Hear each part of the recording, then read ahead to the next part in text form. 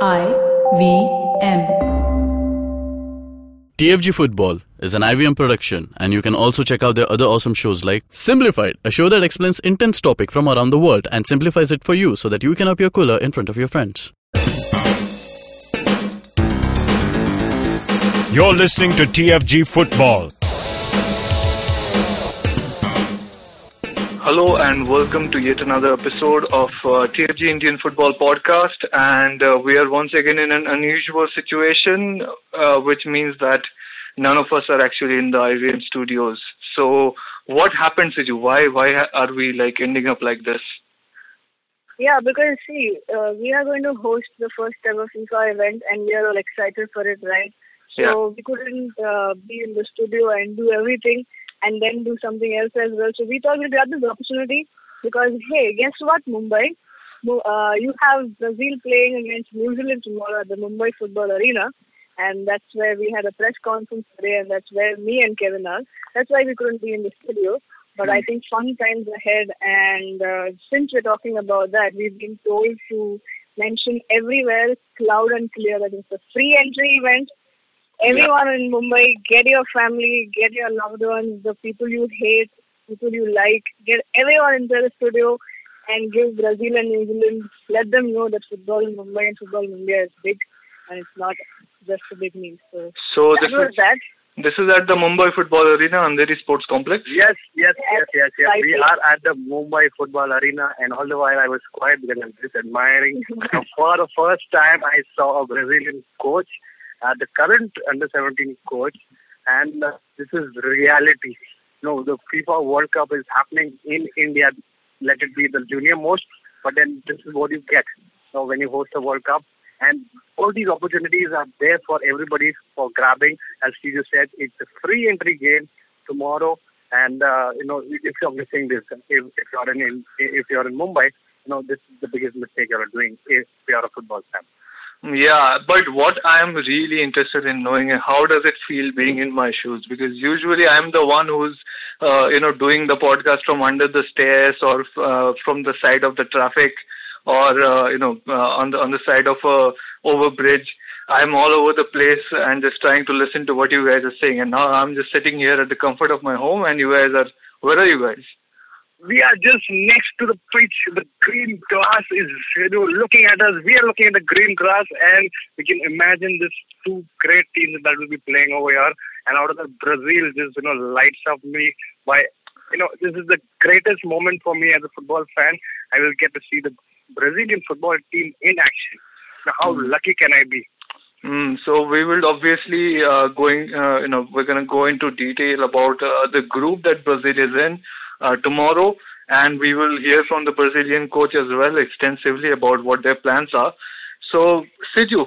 Yeah, my duty is here, right? So we have today, we start off with, though we have put the group preview tomorrow, we do have something interesting because the news is already out. India has officially made their bid for Under-20 World Cup to host. That's in 2019. And I think things are only getting better with this. Chiranjeet, over to you again. Under-20 World Cup, India is heading into the right direction. Imagine those guys who will be developed by that 2019, and if they are capable and if they get into the team, it's a crazy time, right? If we get it, if this happens, because under-17, all eyes will be on this, the way we host it, everything, and then it will be good. This is our testing time. Yeah, obviously, but I'm not sure whether India will win it at this point because the last under-20 World Cup was, I think, hosted by Korea. So it's very rare for FIFA to grant the World Cup hosting rights to the same continent twice. But maybe India will make will get an exception or a special consideration from FIFA. Considering the fact that they have made a huge amount of investment in India, upgrading the infrastructures, 6 major stadiums, lots of training facilities around it, and this is the perfect moment. India football is already gaining a lot of momentum because of this FIFA Under-17 World Cup, and it's the perfect time to just push it further by giving the Under-20 World Cup to this country. Now, talking about the players, the point you raised, AIFF has a very specific plan already in place for them. They are going to play in the Indian Arrows project. They're going to get senior football in the top division league, in the I-League. And, there was this circular that was issued from AIFF that they're not allowed to go out and seek out clubs as yet. So AIFF has the FIFA Under-20 World Cup in mind. They're looking at the India Under-18 squad as well as the India Under-17 squad to get ready for that. Even if India doesn't host it, India will definitely try to qualify for it by merit, if nothing else.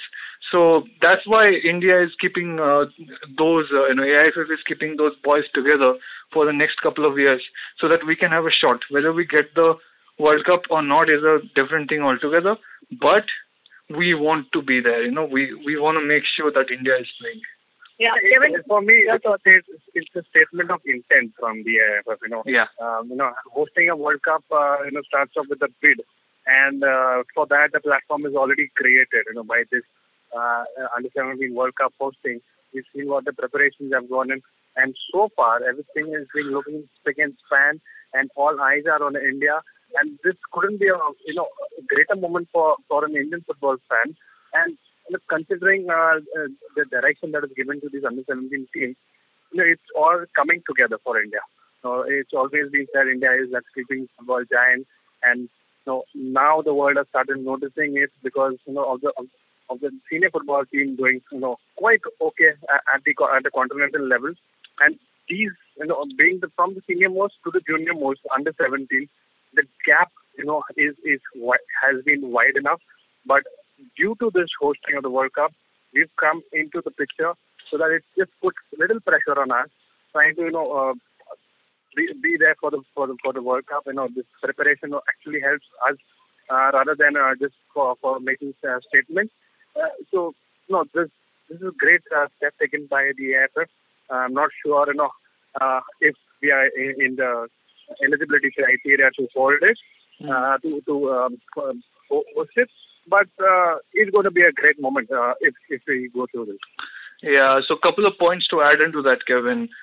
First of all, Praful Patel was at this event yesterday in New Delhi, and he announced that AIFF is going to build a center for excellence where all the national teams across the age groups will come and practice.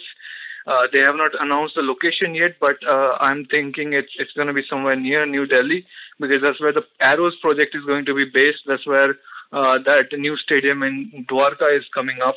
That's where AIFF's main office is. So they're going to keep it around New Delhi and allow for everybody to just have that, share that facility and just make it the focal point of Indian football, basically. So that's a very comprehensive plan as well. And the second thing is that there's been a lot of, let's say, not controversy, a lot of criticism directed at AIFF's decision to field these Under-17 boys in the I-League. Like, there's a logic that says that these Under-17 boys are not physically developed enough to take in top division senior football, basically. But look, even last time we had 18, 19-year-old kids playing for the Indian Arrows, and we had a lot of good players come out of it. And when you are trying to make sure that these boys are physically good enough to play FIFA Under-20 World Cup after playing in the FIFA Under-17 World Cup, maybe this is what it takes, because we can't always just keep sending them abroad to play, maybe the Italian national team or not, or what B team of some club or some academy side. It makes no sense to keep making sure that they are traveling all over the world. Better they just stay here and play the best of our country. So that's it. On this point, just reminds me of something that we heard in the press conference, just fresh out of it. I don't want to keep it till tomorrow. Obviously, we'll hear it from the clip. There was this question put up to the Brazilian coach, and sometimes it becomes difficult for a country to have too much talent at your hand, and then you're not sure how to utilize that. So going by that, there was something that was asked to the coach that how do the youth coaches, talking about 16, 17-year-olds, trying to be there at the level, having that path set for themselves. So what was told to us as an answer from the Brazilian coach was, there are times when the under 17, under 15, the youth coaches to get in touch with the senior national coaches, and there is a knowledge transfer that happens. Yeah. So where this helps, even the youth coaches, youth coaches might not be the most experienced because they're just getting started with, and you get interaction with the highest level of football coaches, a high level of experience with the football coaches of the senior national level. There's this knowledge transfer, this gap that is there. It's helpful for both. When you know that the youth team can look up to the national team and there is a pathway set for them. Same way, when you know that the national team, the senior national team, can pick up youth players. That's where the divide is just made at one level. There's no there's a bridge is there right now. So it's a great point for us for learning as well for India, where we've seen the knowledge transfer happening between the senior national coaches and the junior most coaches.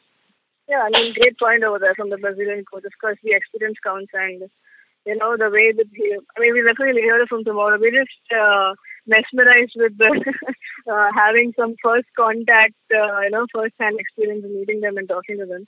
But I think this brings us to the end of the first half, and we need to slip into a short break.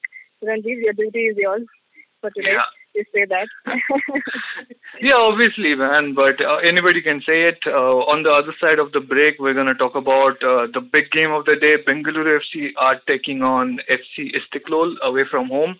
That's tonight at 7 p.m. And no, it's not on TV. So we'll discuss all of that. Yeah. In a world where people are busy playing Mendicoat at Diwali parties, two men decide to go all in the river. Don't you mean on the river? On the river. Oh, yeah. Two men will go where no one has ever gone before, to a studio with no air conditioning or Coke Zero to talk about poker. Hey, order lo na yaar koi, kya hai ye bakwas? The SpartanPoker.com presents Mera Kaam Poker, hosted by Azim Banatwala. The best comedian in the world, according to himself. And Peter Abraham. Not related to John. New episodes out every Wednesday on the IBM podcast app or any other podcasting app you use. And for all our listeners who want to try out their hand at poker, you can log on to thespartanpoker.com, register yourself as a user with the promo code IVM, and you will get 200 bonus cash, which you can use to play poker for free. See you at the tables. Welcome back from the short break that we had, and we are known to, we would like to be known, to give importance to every game as it deserves and needs. So that's the reason we thought, since Bengaluru FC is playing the AFC Cup match today, the inter-zonal final first leg match, we thought we would push the FIFA proving for a date. So we shall definitely talk in extensive about Bengaluru playing FC Istiklol. Is that the right way, to pronounce it? Istiklol, yeah. They got a LOL in their name. LOL. Is there a LOL they have a LOL in the name. But contain the excitement and the fun bit, guys. You never know who's going to have an LOL moment at the 90th minute. Okay. Yeah. So let's cut it down. Let's cut our excitement to come. And let's talk about the match. Istiklol from Tajikistan playing Bengaluru FC in their first leg of inter-zonal final. Over to you, Kevin. We start with you today. Yeah. Great matchup between two attacking teams, if we could say that, because they've been scoring goals, and defensively both have been balanced enough to not concede too many coming into this inter-zonal finals. And Istiklol obviously having greater experience. They are much more I would say Bengaluru is a younger team compared to Istiklol there, and that makes it much more interesting because it's experience versus the passion, the youth passion. And for Bengaluru FC, again, it's a fairly new squad that they have. And as Ruka mentioned in the press conference yesterday, they are at the end of the season and we are just at the start of a new season. that makes it all the more different because they've been playing with the same, similar squad for a longer time than Bengaluru FC. So that gives them a more bonding and more understanding between the players, and that's going to be their strength tonight. So that's for me. Considering Istiklol have a more fairly experienced squad than Bengaluru FC, as I'm talking about the bonding and the playing experience together. So for me, it's an upper hand for Istiklol here on the first leg. Yeah, well, I can't get over the fact that how Istiklol is similar to even Bengaluru FC as well as Bengaluru FC's international rival, Johor Darul Tazim. Okay, all three of these clubs they all were established early on in the 21st century. Bengaluru FC is obviously 4 years old. Johor Darul Tazim is also has a similar age, and this club is about 10 years, I think, 10 years old. So all of these clubs just rose to the top very immediately. Like they just did a few things right, and they eclipsed everybody else. Maybe monetarily in the domestic league, maybe even talent-wise, maybe even the way they focused on developing youth players or invested in buying youth players out of other local clubs. All of these things, these three clubs have in common, and just comparing these three, FC Istiklol just seems like the fiercest of them because they have been winning the league like left, right, and center. They don't care. Like they're about to win the league for the fourth straight season, man. Like this season, they just have like 3-4 matches to go, and then they will be champions again. And they have like one of the things that Kevin said was that they had a lot of experience playing these squads together. And that's very true. But they have youth talent as well. They have 21, 22-year-old players who are playing in their squad who have been a regular for 3-4 years.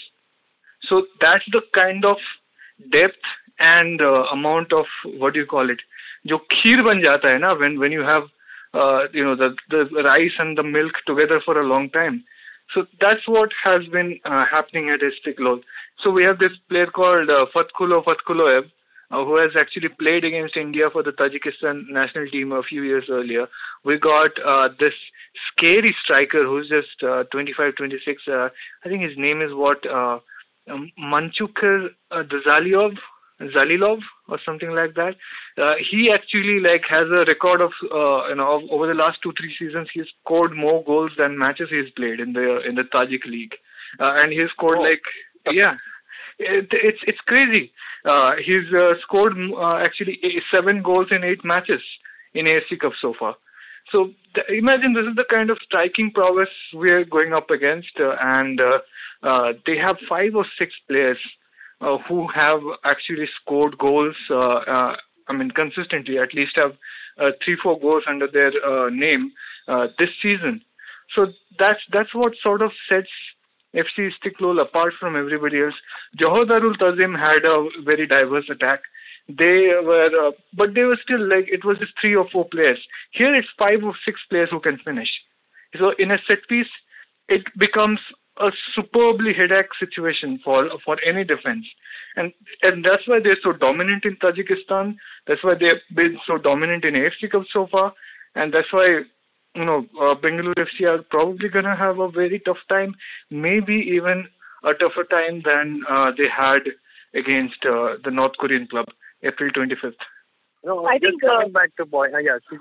No, just to before we move on with our other points, I just want to say or remind or correct me if I'm wrong. I think if in case Bengaluru can take it up and go to the finals, they might. Are they meeting the same team that they met last time? No. So no, not really. Al Wada, I think. Was it Al Wada who won? Air Force Club. Oh, sorry. Right? Yeah, Air Force Club. Yeah. Yeah, Al-Quwa Al-Jawiya. Oh, they scored a 90th minute goal towards the end of the second leg and won by away goal rule. They beat that Syrian club, Al-Wada. So yeah, it can be a rematch actually. If Bengaluru FC win, they're facing Al-Quwa Al-Jawiya. Yeah. So I just wanted to get that point here. Kevin, please take your point. Yeah, see, we talked about a fresh BFC side going into the first leg against April 25th. And we saw the 3-0 performance was the result of a strategy that was applied by Roka. That was to surprise the opponent with some physical play. No, that was to just put them off, and it worked in the favor. And obviously, the second half over there, nobody can forget the rain. The rain that created havoc in the second half. I hope that does not happen again. We want to see a game that's fair and square, having equal opportunities for both. So again, it will be up to Roka what he understands of the team and how he's going to unsettle this attacking side. Because it's not going to be easy trying to defend against them. It's going to be an attack versus attack. If you lay back, it might not be the smartest of decisions for Bengaluru FC. Yeah. So in that sense, it will be if you can, your attack is going to be your best offense. Your attack is going to be your best defense. I mean, so that's the kind of game that we're expecting tonight. Because if you have any of the sides that can sit back and contain the pressure, that will be complete against the character of the team of the games that they played so far. Yeah, and the physicality point that you brought up, that can work against 11 North Koreans, okay? But here we have, a team which has so many players who played in Europe in the past, who played in Russia in the past. So many of the Tajikistani players had finished their youth career and started the senior career in the Russian lower leagues or the Russian Premier League. But they are no longer going to be they're not going to be bothered basically if Bengaluru FC try to be physical with them.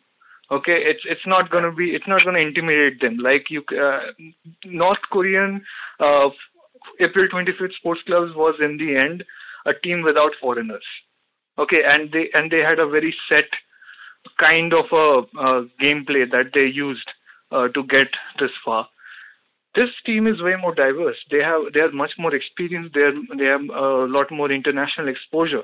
So it's going to be a very different ball game. And I agree with you. If Bengaluru FC get a goal early, that's good for them. Otherwise, we may be in for a very tough night. So I think this brings us down to two crucial matches like home and away leg. Both will be crucial, irrespective of what the result is. And I think though we went in, even all our stories did say that the attitude of the BFC fans also was, a little bit of, nervousness and excitement when they were playing against the North Korean club. So I think they should hold the same attitude even against this club and not be too over happy or over excited, over confident saying that we defeated North Korean clubs. This might be a similar case, but knowing the fact that this team is a very big team who's had trophies, maybe similar conditions, similar situations, but we need to be.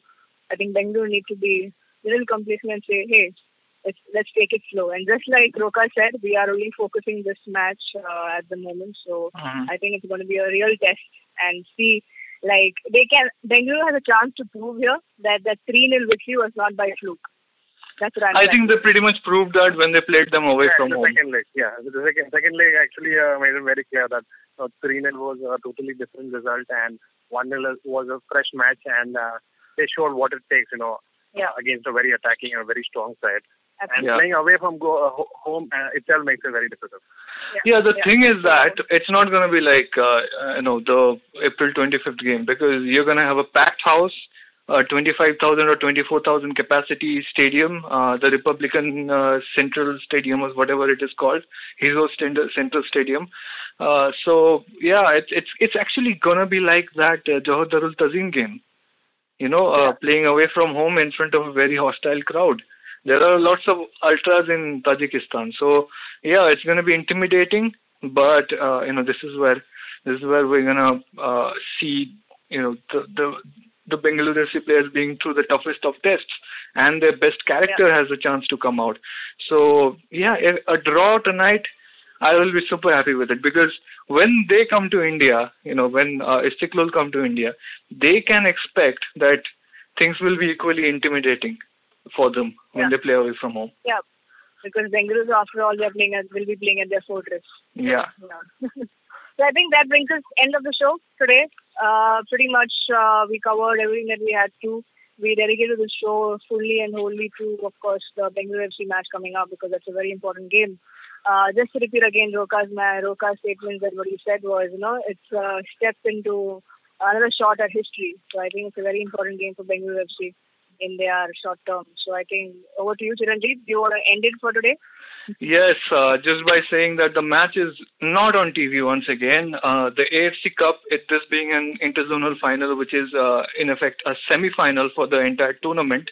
The game is live on multiple countries, like 22, 23 countries have television channels showcasing it. India does not happen to be one of them. Okay, and guess who one of the major broadcasters is in this part of the world? It's Fox, the parent company of Star. So maybe we should ask some questions about why literally the best and the only Indian club that is representing Indian football at this high level in a continental championship, why don't we get to see it? So if you want to see it, go to AFC Cup Facebook page. They're going to do a live streaming of the game for Indian fans especially. And you can watch it there, or you can follow the game on our Twitter handle at @TFG Football. So please keep an eye out, cheer for Bengaluru FC if you want to, and come back to us tomorrow to get us, detailing what happened in the match. And obviously, we're going to go into the FIFA Under-17 World Cup Group D, which is going to be the most blockbuster group of all. So, yes. Well, that was that, guys. If you like our show, then please do us. Please show us that you do like it. And like, share, subscribe to our YouTube channel. Hit the bell icon so you get updates of our new episode. Leave a comment below. Let us know what you think about the Bengaluru FC's match. And also your thoughts about India if they host the Under-20 World Cup. What do you think about that? And, as Ranjit mentioned, tomorrow will be a blockbuster show. But I think every show on our podcast is a blockbuster. So tune into us and listen to us every day because we're a daily show and we bring you everything that you want to know about Indian football. And that's all. Me and Kevin bidding goodbye from the Mumbai Football Arena. And I guess Ranjit is bidding goodbye from Home Sweet Home. That's all, guys. Cheers and come back to us tomorrow. Have a great day.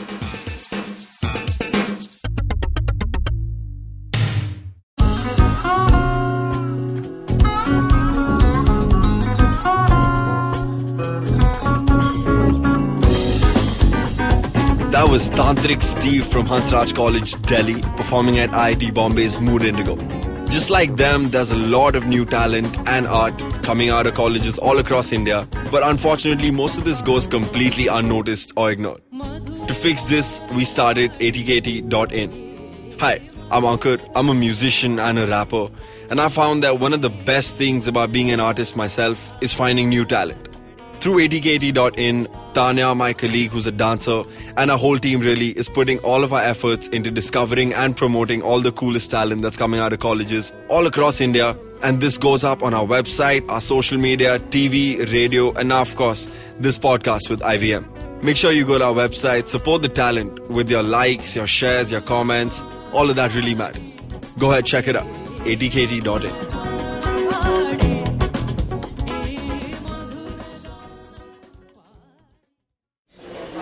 Excuse me भैया, excuse me. बोलिए madam. Menu में क्या है? Menu में scene unseen है, podcast है, on course है, Cyrus है, made in India, rediscovery project, empowering series, sex wax है, IVM लाइक्स है, सिंप्लीफाइड है, कीपिंग इट क्वियर है, थिंग्स एंड डेस्टिनेशंस है, माय नेबर सकरबर्ग है और द फैन गराज है. आपको क्या चाहिए? एक बार रिपीट कर देंगे क्या? रिपीट नहीं करता हम. आप जाओ IVMpodcast.com पे और सुनो ये सब, या फिर डाउनलोड करो उनका ऐप, सब आपकी उंगलियों पे.